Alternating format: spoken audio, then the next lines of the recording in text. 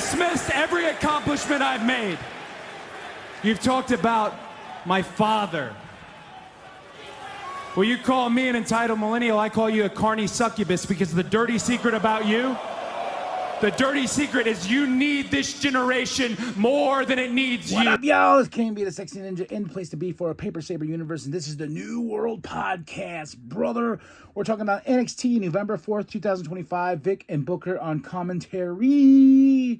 We are building to two shows. Sorry for the hair, just got back from the gym. Gold Rush, which is November 18th and 25th, 2 weeks in a row, so 2 weeks from now. We have Deadline that's coming up, so we got some shows we're building to. We also have War Games upon us that we are building to. But we started off with my match of the night, honestly. Fatal Influence versus Izzy, Tatum, and Lola. Oh my gosh, out the gate, these women were smacking the shit out of each other. I'm like, go, you know. And I was all pumped and jacked up going into the show because I'm currently listening to Becky Lynch's autobiography. I want to get power through that, then get into to Natty's book, Natalia. So just getting some inspiration from all around, especially from the world of wrestling. But this match right here, Fatal Influence versus Izzy, Tatum, and Lola, was freaking awesome. But there was a moment where Izzy, she tagged herself in, and Tatum was about to get hit, and then she throws her around, and JC just bam lays out Izzy, covers her 1, 2, 3 for a Fatal Influence to get the win. I'm really enjoying this rage and this anger from JC Jane. I feel like she's gonna win that championship back just because of her motivations to get the championship back. Then we have El Grande Americano. He's here in NXT. I didn't know he was the Speed Champion until he walked in with that title. And he's speaking in Spanish and everything like that. And they're like, yeah, where's our locker room? And they pick up, what's this garbage? And Josh Briggs comes in, and this sets up a match between El Grande Americano and Josh Briggs later on. Then we get Li Ying Lee. Or is it Lei? I don't want to say it wrong. She's from TNA, and she is pissed off at Kalani Jordan, and because Kalani is evil now, evil. Then we go backstage with Ren, Kendall, and Carmen. They're all talking there, and Tyra's there. Then here comes Jordan. She's like, "Yeah, look at you. You get your championship." So he goes, "I am a whole different level," which cuts to Kalani getting in the ring, talking on the mic. You know, I gotta say the growth of Kalani Jordan is insane. Like, she, being the first North American Women's Champion, she calls out Lee, tells her, I already beat you, so I don't know why you're coming at me, this and that. But just seeing a different Kalani Jordan here and seeing the growth of Kalani is pretty freaking awesome, man. Josh and El Grande, Jasper Troy's in the crowd, and Tavion Heights comes out. Distraction enough for Uno and Dos, because I'm not going to call them their other names because I can't remember them. Uno and Dos to take out Josh for El Grande, and El Grande takes Josh and puts him in a submission. And he's like, ow. So Josh and Tavion still have beef, and Jasper's there with his chains. Then we get Ricky and Trick getting a big old fight backstage, pipes and everything. Trick takes out Ricky in the gut, and he's like, oh, and he lays down, he's selling it.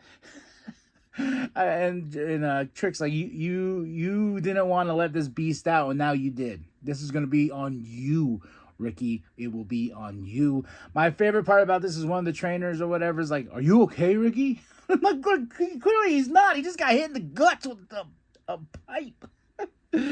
Oh man, wrestling's funny. Speed match here, Zarya versus Ren. I'm really becoming a fan of Ren. She has a personality. She can go in the ring, and I hope she builds an all-female version of the No Quarter Catch Crew. Like, that would be awesome. Getting her own group here and everything like that. But I'm always rooting for Ren. Soul was outside, cheering on Zarya, but I feel like a turn is coming somewhere between those two.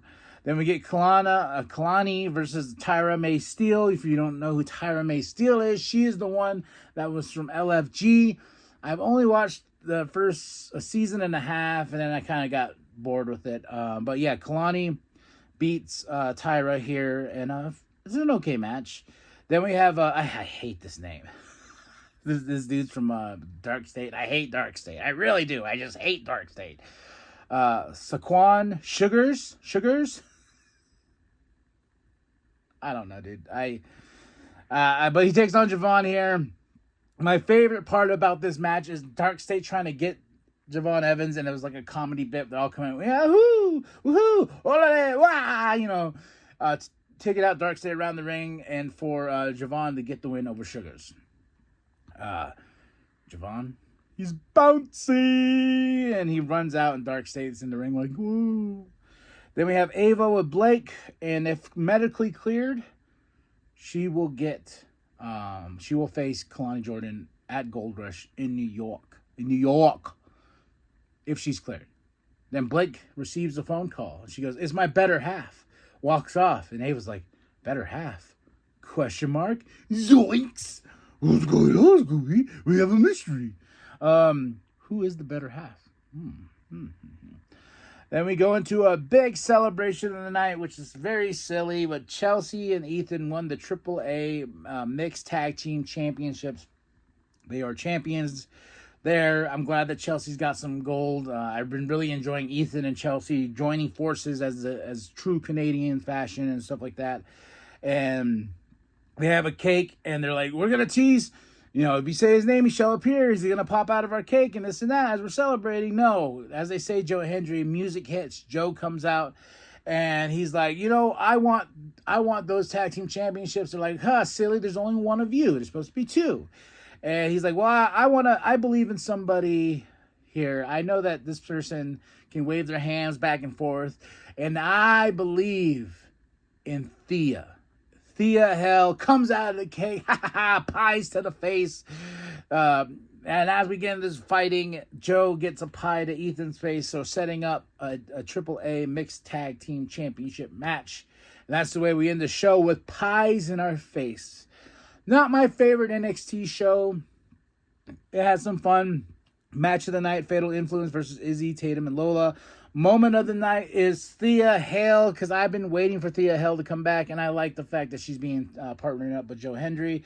3 out of 5 for this. Awesome moment of the night is Ricky and Trick showing how they're going to beat the hell out of each other.